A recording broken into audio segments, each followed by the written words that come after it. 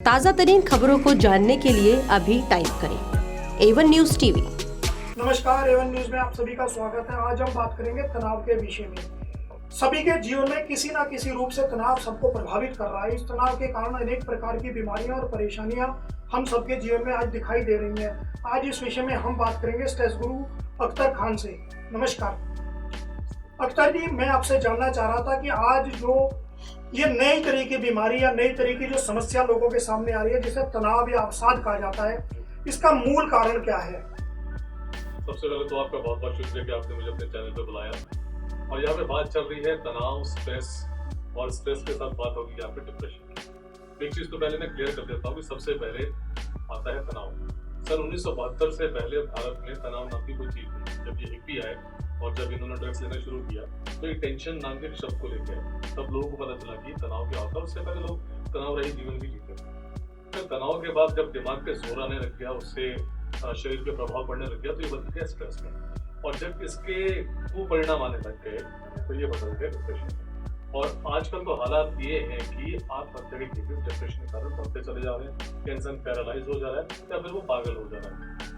अब बारी आती है कि ये तनाव और ये स्ट्रेस है क्या।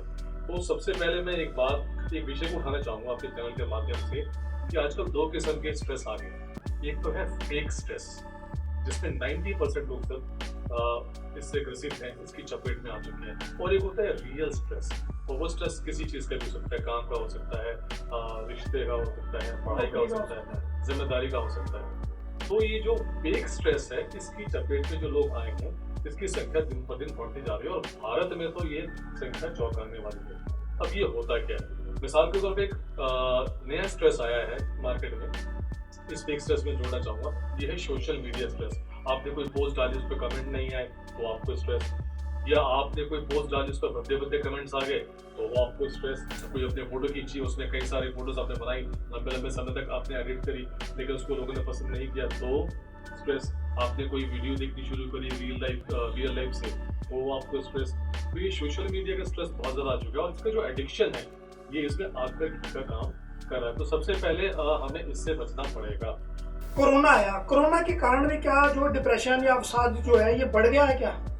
देखिए, भारत के लोगों की एक मेंटालिटी अगर आप सर्वे के अनुसार देखें कि हम लोग नेगेटिव चीज़ों पे ज़्यादा ध्यान देते हैं। नेगेटिव न्यूज़ हो, नेगेटिव मूवीज़ हो, या नेगेटिव कुछ और भी चीज़ें हों। और कोरोना काल में यही हुआ है कि लोगों ने नेगेटिव न्यूज़ या नेगेटिव थॉट या नेगेटिव वीडियोज़ को बहुत देखा है और खाली बैठे बैठे ये सारे नेगेटिव विचारों ने उनको घेर लिया, जिसकी वजह से उनके अंदर डिप्रेशन आ गया। हम जो अपने परिवार से दूर हो रहे हैं, हम अपने परिवार से बात कम करते हैं, परिवार में कम समय देते हैं, क्या इसके कारण भी तनाव की स्थिति बढ़ती है?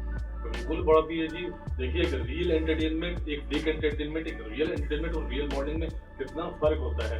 आप अगर 80 के दशक से पहले देखें, 90 के दशक से पहले देखें, तो स्ट्रेस के ना तो कोई डॉक्टर थे, ना डिप्रेशन के कोई डॉक्टर थे, ना टेंशन के कोई डॉक्टर थे। ये वर्ड था ही नहीं एक तरीके से देखा जाए, क्योंकि फैमिली में बॉन्डिंग थी, लोग एक दूसरे को बहुत दे देते हैं। यहाँ पे एक विषय और मैं छेड़ना चाहूंगा कि जो ये हमारा फेक स्ट्रेस है, इसका एक मूल कारण और भी है। ये है कि आजकल लोग सेल्फ स्टीम और सेल्फ रिस्पेक्ट को लेकर ज्यादा जो है बहुत खुश चुके हैं। ईगो बहुत है, हर किसी को देखो ज्यादातर वो ईगो लेकर घूमता है। जरा सी कुछ बात हुई नहीं कि यहाँ पे लगा और वो सीधा दिमाग में बैठ गया और ये धीरे धीरे स्ट्रेस में चला जाता है। इसलिए मैं खामखा के स्ट्रेस की कैटेगरी नंबर 2 कहता हूँ। तो आपका कहने का मतलब है कि सोशल मीडिया से लोग दूर रहेंगे तो शायद तनाव से बच सकते हैं या तनाव को कम कर सकते हैं? नहीं, मैं दूर रहने की सलाह नहीं दूंगा। उसमें अच्छी न्यूज़ देखिए, अच्छी चीज़ें देखिए, और जहाँ से पॉजिटिविटी है वो कीजिए। और दूसरा मैं ये भी कहूँगा जो ईगो वाली बात है, क्योंकि ये सेल्फ स्टीम, सेल्फ रिस्पेक्ट इतना ज़्यादा घुस चुका है, क्योंकि पहले के ज़माने में और अपने ज़माने में बहुत फर्क है। इनफैक्ट छोटे से बच्चों को भी लगता है कि उसकी ईगो हर्ट हो रही है। और जो लोग अपनी बात कह नहीं पाते, क्योंकि बात बुरी लगी है, वो धीरे धीरे तनाव, फिर स्ट्रेस पे डिप्रेशन चले जाते हैं। ये तो कुछ लोग कहते हैं कि ध्यान या सुबह जो है इस तरह के कुछ योग वगैरह करने से भी स्ट्रेस कम होता है। क्या आप इस विषय में क्या मानते हैं? स्ट्रेस कम करने के मैं आपको कई सारे तरीके बता रहा हूँ। सबसे पहला तरीका है एक्सरसाइज, योग या अध्यात्म। इन तीनों में से आप किसी एक को चुन लीजिए। अगर आप ये सुबह सुबह करेंगे तो इससे आपका मूड कम से कम 4 से 5 घंटे बिल्कुल फ्रेश रहेगा। दूसरा, हर उस व्यक्ति या हर उस वस्तु या हर उस कला को तलाशिए जिसको करने से, देखने से, मिलने से, बात करने से आपको दिल का सुकून मिलता है।